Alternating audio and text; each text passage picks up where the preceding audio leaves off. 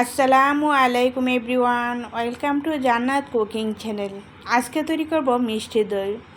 এখন থেকে ঘন্টার ঘন্টা সময় অপেক্ষা করে মিষ্টি দই খেতে হবে না। হাতে মাত্র 10 মিনিট সময় থাকলে এই দইটি তৈরি করে ঝটপট খেতে পারবেন।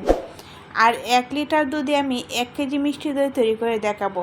আশা করছি আপনাদের কাছে অনেক বেশি ভালো লাগবে। দই তৈরি করে নেওয়ার জন্য চুলায় একটি সসপ্যান বসিয়ে দিয়েছি। এখন দিয়েছি 1 লিটার গরুর দুধ।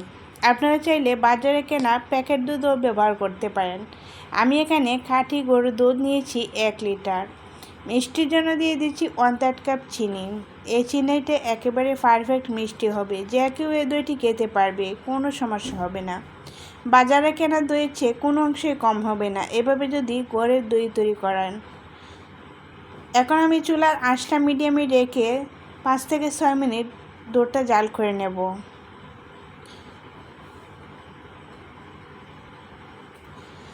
দুধটা দ্রুত ঘন করে নেওয়ার জন্য এখানে দিয়ে দিচ্ছি 1/2 কাপ পাউডার দুধ। এই পাউডার দুধটা দিলে দেখবেন দুধটা জাল করে ঘন করে নেওয়ার কোনো প্রয়োজন নেই, দ্রুতই ঘন হয়ে যাবে।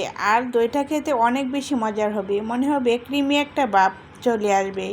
আর দইটা খেতে অনেক বেশি মজার হবে। বাজারে কেনা দইয়ের চেয়ে এই দইটা আরও বেশি মজার হয়ে থাকে।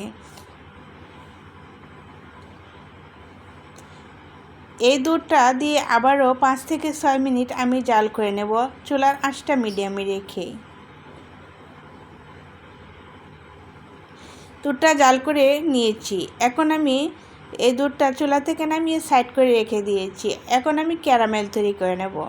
চুলায় একটি কড়াই বসিয়ে দিয়েছি 3 টেবিল চামচ চিনি, 2 টেবিল চামচ পানি। চুলার আঁচটা মিডিয়ামে রেখে ক্যারামেলটা তৈরি করে নেব। চুলার আঁচটা যখন মিডিয়ামে রাখবেন, দ্রুতই দেখবেন ক্যারামেলটা রেডি হয়ে যাবে। আর যখন ক্যারামেলের কালার চলে আসবে তখন কিন্তু চুলার আঁচটা একেবারে অফ করে দিতে হবে, না হলে কিন্তু ক্যারামেলটা পুড়ে যাবে আর দই খেতে তেতো লাগবে।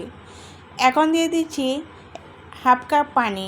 এই পানিটা দিয়ে নাড়াচাড়া করে মিশিয়ে নিয়েছি। আর দেখেন ক্যারামেলের কালারটা কত সুন্দর এসেছে। এখন এই ক্যারামেলটা আমি রান্না করা দুধের সাথে মিশিয়ে নেব। সম্পূর্ণ ক্যারামেলটাই আমি দুধের মধ্যে দিয়ে দিয়েছি। এখন নাড়াচাড়া করে চুলার আঁচটা মিডিয়ামে রেখে 2 মিনিট জাল করে নেব। ক্যারামেল তৈরি করার সময় যে 1/2 কাপ পানি দিয়েছিলাম ওই পানিটা কিন্তু শুকিয়ে নিতে হবে। 2 মিনিট লাগুক অথবা 5 মিনিট, যতটুকু সময় লাগুক, কিন্তু ওই পানিটা শুকিয়ে একেবারে দুধটা ভালো করে জাল করে নিতে হবে, না হলে কিন্তু দইটা ভালো জমবে না। দুধটা জাল করে নেওয়ার পর এরকম হবে। আমি একেবারে চুলার আঁচটা অফ করে দিয়েছি আর দুধটা জাল করে সাইড করে রেখে দিয়েছি দুধটা ঠান্ডা হওয়ার জন্য। আর এদিক দিয়ে আমি 1/3 কাপ টক দই পানি জড়িয়ে নিয়েছি। এই টক দইটা এখন ভালো করে ফেটিয়ে নেব। আর ক্রিমি ভাব চলে আসবে এরকম করে আমি ফেটিয়ে নেব। খুব ভালো করে ফেটিয়ে নিতে হবে, দানা দানা ভাব থাকলে কিন্তু হবে না। একদম ক্রিমি ভাব চলে আসবে এরকমভাবে ফেটিয়ে নিতে হবে। আপনারা যাতে সঠিকভাবে দইটা তৈরি করতে পারেন সেই জন্য আমি ভিডিওটা কিছুটা আনকাট রেখেছি। ভিডিওটা যেহেতু অনেক বেশি লং হয়ে যাবে সেজন্য ভিডিওর মধ্যে অনেক স্পিড দিয়েছি, কিন্তু আমি ভিডিওটা আনকাট রাখার চেষ্টা করেছি। এই যে দেখেন আমার টক দইটা ভালো করে ফেটিয়ে নেওয়া হয়েছে। টক দইটা ভালো করে ফেটিয়ে নেওয়ার পর এরকম হবে, ক্রিমি ভাব চলে আসবে। তখনই বুঝতে পারবেন আপনার টক দইটা ভালো করে ফেটিয়ে নেওয়া হয়েছে। এখন আমি যে দুধটা জাল করে রেখেছিলাম ওই দুধটা আমি অল্প অল্প করে টক দইয়ের সাথে মিশাবো, অল্প অল্প দিব আর মিশাতে থাকবো। আর এই দুধটা কিন্তু একেবারে হাতে সহ্য করা যায় এরকম কুসুম গরম থাকতে হবে, না হলে কিন্তু দুধটা কেটে যাবে। আর যদি দুধটা গরম থাকে তাহলে অবশ্যই দুধটা ঠান্ডা করে একেবারে কুসুম গরম করে নিতে হবে। দুধটা যদি গরম থাকে তাহলে টক দইয়ের সাথে দেওয়ার সাথে সাথে দেখবেন দুধটা কেটে চানা হয়ে যাবে, তখনই আপনার দুধটা নষ্ট হয়ে যাবে।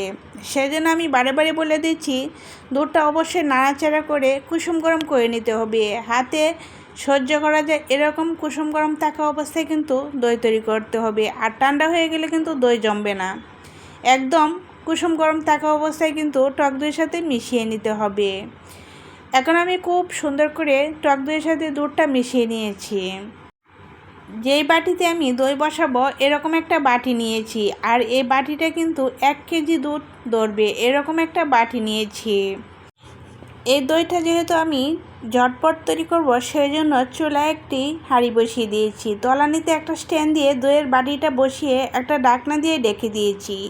আর ঢাকনার ছিদ্র থাকলে ছিদ্রটা অফ করে দিতে হবে। চুলার আঁচটা মিডিয়াম আর লোর মাঝামাঝি রেখে 10 থেকে 15 মিনিট জাল করে নিলেই হয়ে যাবে। আর তখনই দেখবেন দইটা খুব ভালো করে জমে যাবে। আর এই দইটা জমে যাওয়ার পর একদম ঠান্ডা করে তারপর নর্মাল ফ্রিজে 2 ঘন্টা রেখে কেটে দইটা খেতে পারবেন। আশা করছি সকলেই বুঝতে পেরেছেন আমার আজকের এই সহজ রেসিপিটা ভালো লেগে থাকলে একটা লাইক দিয়ে সম্পূর্ণ ভিডিওটি দেখে নেবেন আর চ্যানেলটি সাবস্ক্রাইব করে রাখবেন। আজ তাহলে এ পর্যন্তই। সকলেই ভালো থাকেন, সুস্থ থাকেন। আল্লাহ হাফেজ।